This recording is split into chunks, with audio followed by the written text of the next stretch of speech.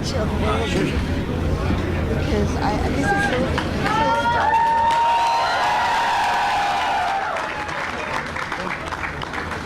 Members of the press, firstly, thank you very much for your patience. We have taken a little bit more time than we expected, slightly about 6 hours more, but still, all time must come to the end. And here we are. Finally, I've been sworn in as promised.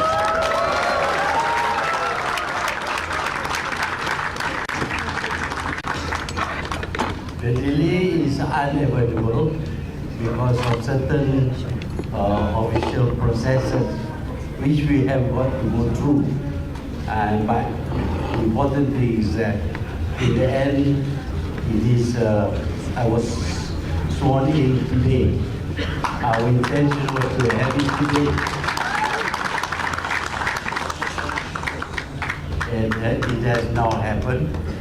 And of course, right away we will have to do a lot of work tomorrow.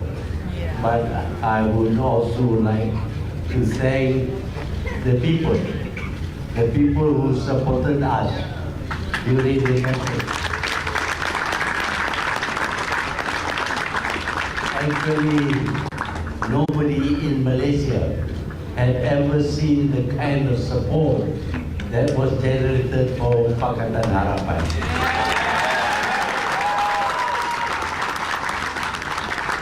I must claim a little bit more for my own party. It was formed only 3 years ago with very little hope. We thought that with 7 people as the founding members, how could we ever take on the BN? But as you know, we were able to form the coalition, and the coalition gave us strength, and we also perhaps contribute some strength to the coalition. What was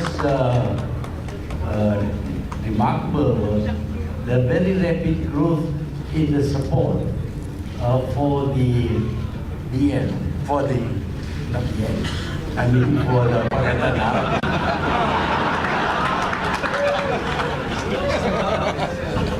Before Najib announced the dissolution of Parliament, we were attracting between 5,000 to 8,000 people. After he announced that he was going to dissolve, he dissolved Parliament and said that the election would be held very soon, the number of people who turned out increased to, at times, 40,000 people.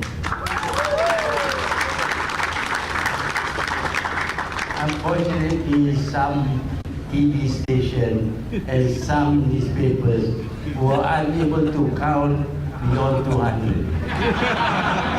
So invariably we have an audience of 200. But that doesn't matter to us. We know that in the flag war we lost. We lost the flag war completely. See, but they can have the flag. We prefer the vote.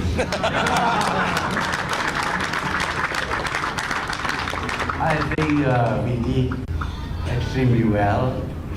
We were thinking that we would perhaps achieve 100 seats in the peninsula, and hopefully we would win a number of seats in Sabah and Sarawak.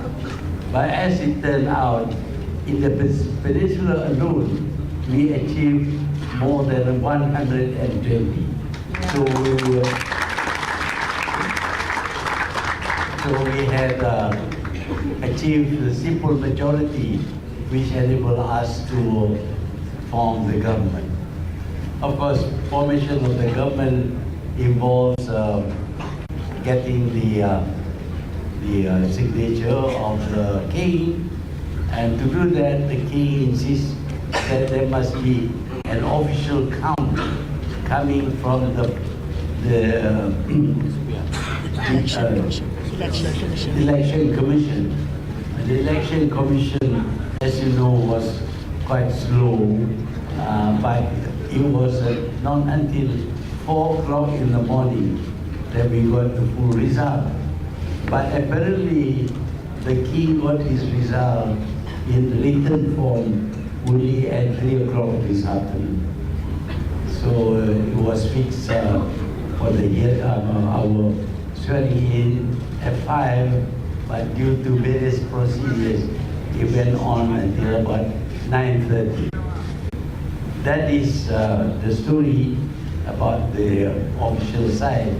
But what amazes us is the number of people who waited from 5 o'clock. They waited until we came out from the palace.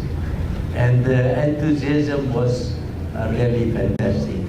Just as the crowds that we attracted had never been seen in Malaysian political history. But the reception we got as my car was passing through to come here was amazing. People were shouting and screaming. I would like to thank the people from Malaysia, the majority of them, who have given us courage and hope, which is also the name of our party, Pakatan Harapan. Close relationship between parties with hope for the future. And that hope was justified, or rather realized when we won the election. We promised to set up a good government. The government, of course, will be based on the constitution and the law of this country. We are particularly keen to ensure that the constitution is upheld and that the laws of the country is what will guide us through our administration. Policy-wise, I think the business people should be assured, because as you may know, although now some people have forgotten about it and claim that it is the policy of the government that has just been defeated. Actually, the idea of a business-friendly government was mooted long ago when we introduced the concept of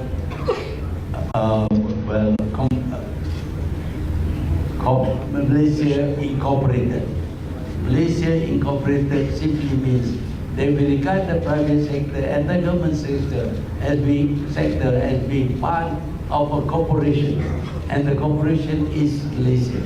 We intend to build up Malaysia's economy with the help of investors from inside and outside the country.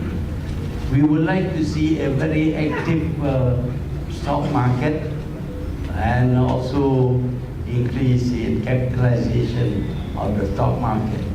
We think we can achieve this because we have people who are experienced in the economic field and also finance. Of course, I'm not educated in these two areas, but I am, strange to say, for a dictator, I'm also a good listener. I listen to people.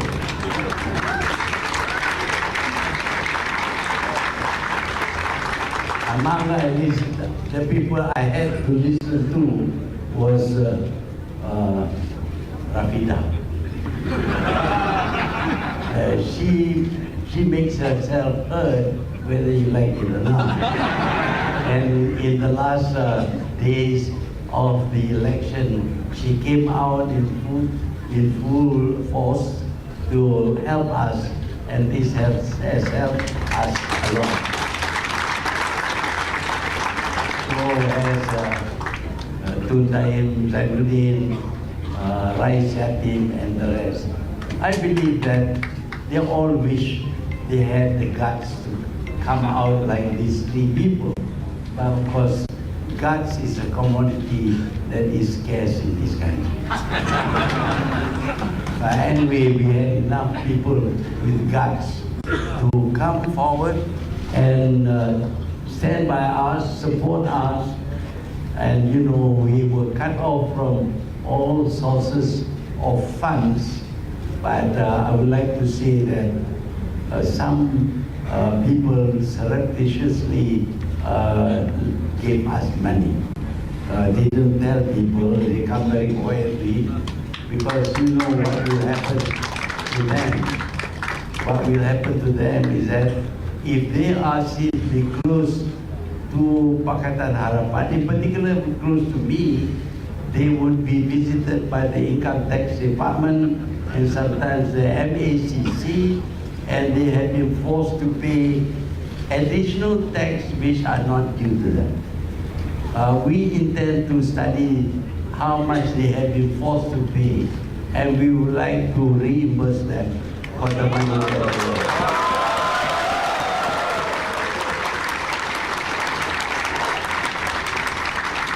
Also, some businessmen and some government officers have been in a way demoted. We will study their cases, and if they deserve it, they will be promoted. As you can see, we have a lot of things to do. But our concern for the economy and the finances of this country is the main thing. We will have to focus on these two things: the finances of this country, and also the business finances as well as economic management. So we will be focusing on all these, and I would like to tell the business people that they can now push up the prices in the stock market. And there should be no cause for any devaluation of the ringgit. But as you know, we cannot revalue the ringgit too much, or else we will not be competitive. But we will try to make the ringgit as steady as possible. We will also not have this petrol price adjusted every few seconds. It's very disturbing to petrol dealers. And we hope that people will appreciate what we intend to do, because we really love this country, and we are here together because we love this country, and we are not fighting for money.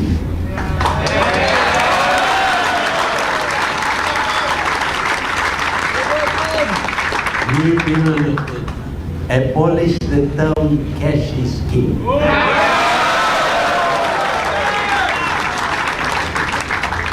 We need money, but it will not be our king. Those are some of the things that we intend to do, and if you want to know anything more, you may ask questions in a very orderly fashion. Please remember that I was the dictator.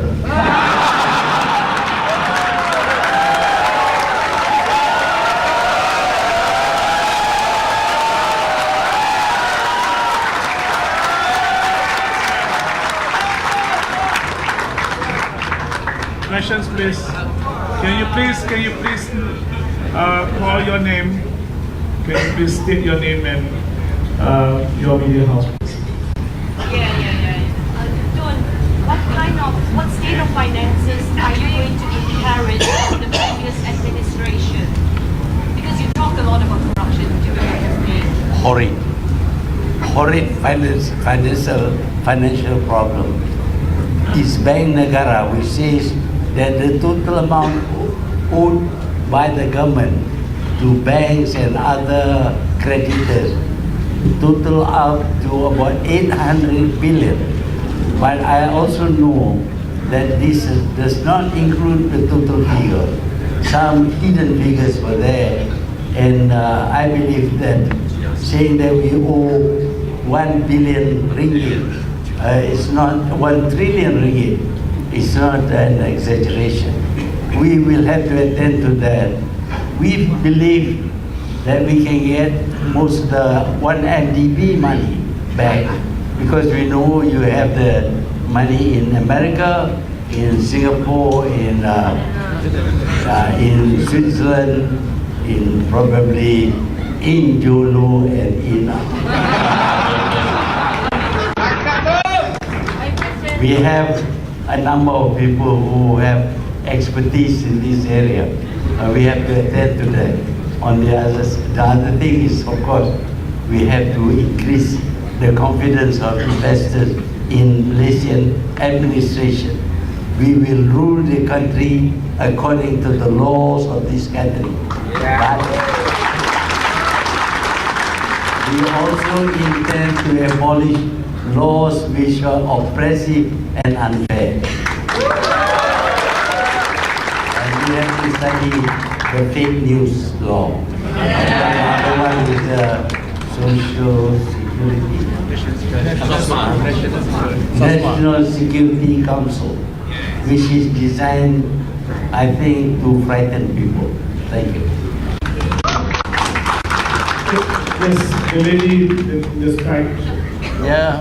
Hi, I'm Hannah from The Guardian. I wondered what the maximum amount of time you will stay as Prime Minister before you will hand over power to Anwar.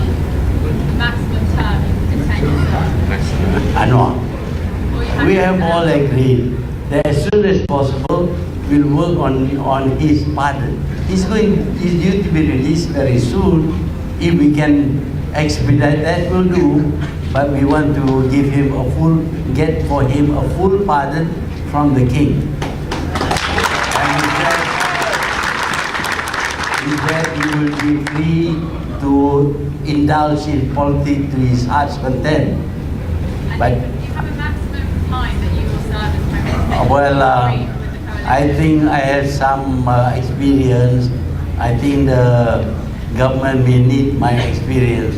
So I'll stay for as long as my experience is needed, but not too long.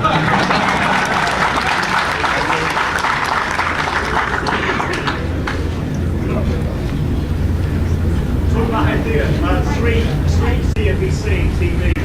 Going back to 1MDB, is outgoing Prime Minister Najib going to be part of that investigation? Are you going to investigate the allegations surrounding his involvement in the scandal, number one? And number two, getting back to the economy, how confident are you that your administration can equal or surpass growth rates of around 5.8, 5.9%? The last part of your speech is a little bit fast for me to make out. Can you repeat the last part? Yes, it was about the economic outlook for Malaysia. How confident are you that your administration, sir, can match or improve on the growth rates of in excess of 5%, around 5.8, 5.9%? Can you improve on that?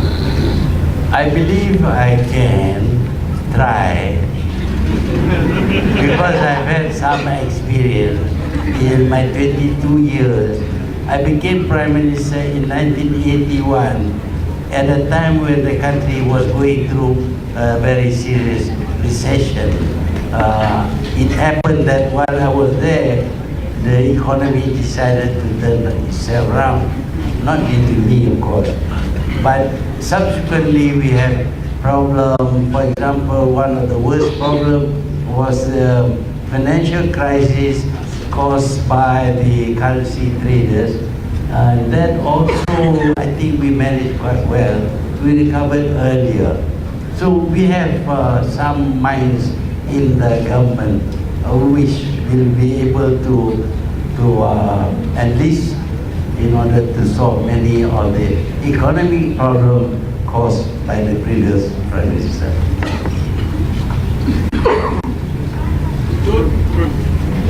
When will you form your new cabinet lineup? And secondly, are you going to reshuffle any of your head of departments in any government departments or agencies? Reshuffle? going to be a new cabinet. No reshuffling. We have new cabinet. Head of department. Oh, head of department. Yes. Yes, certain heads must fall.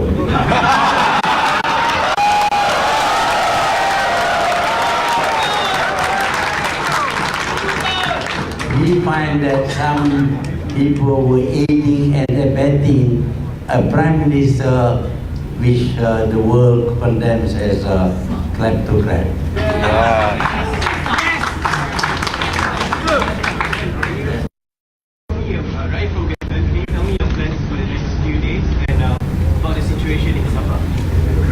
Yeah, I'm sorry about Sabah. Apparently, when they did the first count, the Warisan obtained about 32 or 33 seats. And then they did a recount and another recount, and the figure came down to 29. And now there is an attempt to buy over some of the winners so that the previous government party can set up a government. So until now, they have been blocking the Warisan or Shafi'i from getting to the governor to get himself recognized as the winner in the election and therefore a candidate for chief ministership of Sabah. This is very unfortunate because I know that Shafi has got tremendous support from the people wherever he goes, and yet when we have the election commission finds that there should be a recount one after another, and this has changed the figures. What are your plans for the coming few days? Plans for the coming few days. The next few days. Plans for the next few days. My plan. Tomorrow there is a holiday, but I will not take any holiday.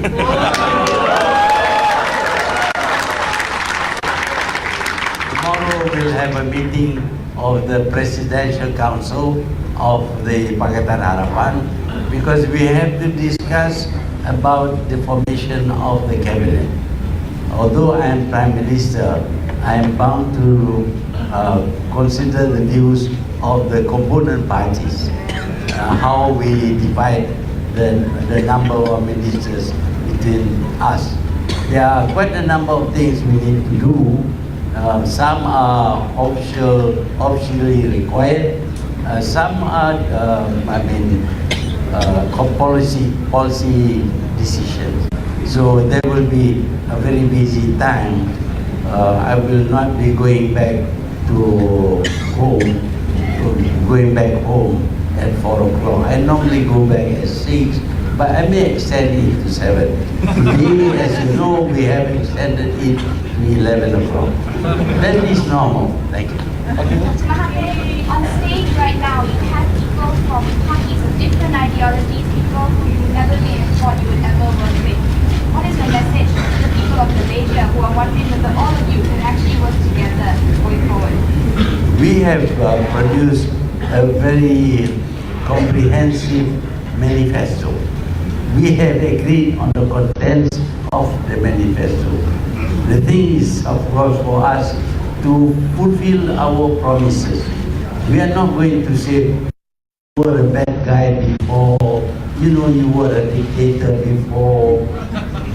All those things are in the past. We have work to do for the future of this country. We should not be happy on our past.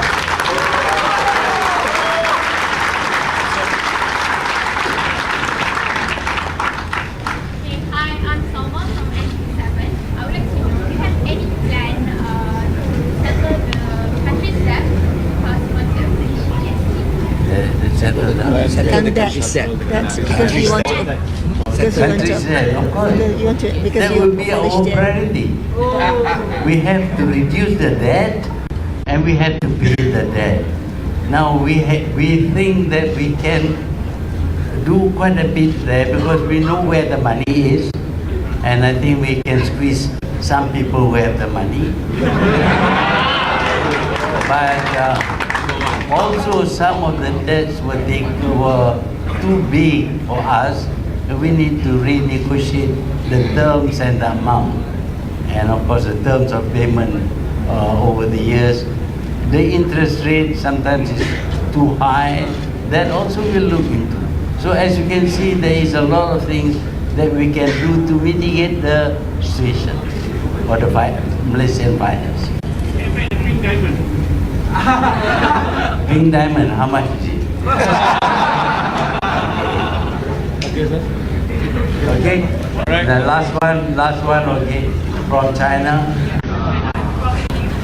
And I think as many World Bank breaker, what you want to speak to the global people after you win this election and at this age to become a Prime Minister? At this age? What age are you talking about? What you want to speak to the global people? Global community, what do you want to say? Oh, global community. Yeah. I think the global community is facing more problems than we are facing. People are killing each other, destroying their own countries, trying to have trade wars and things like that. What we want to do is to be friendly with everybody.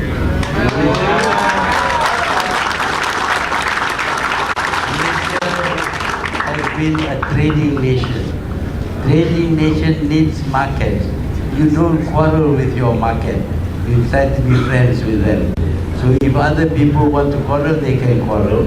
Please go ahead, but we will not quarrel with them. We are going to look into the markets. Thank you.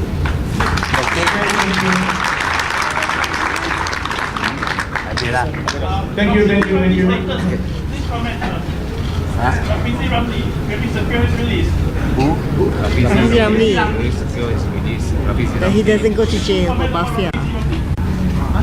jail term. For mafia. Oh yeah. We need to look into all these previous charges level at some of the people who are in the opposition. Some of them are politically motivated. We need to look whether there is a case or there is no case. If there is no case and there is some unfairness, we will have to see how we can treat such cases. On the other hand, we also know that there are among the previous government a lot of wrongdoings. That too we will have to look at based on the laws of this country. So thank you very much.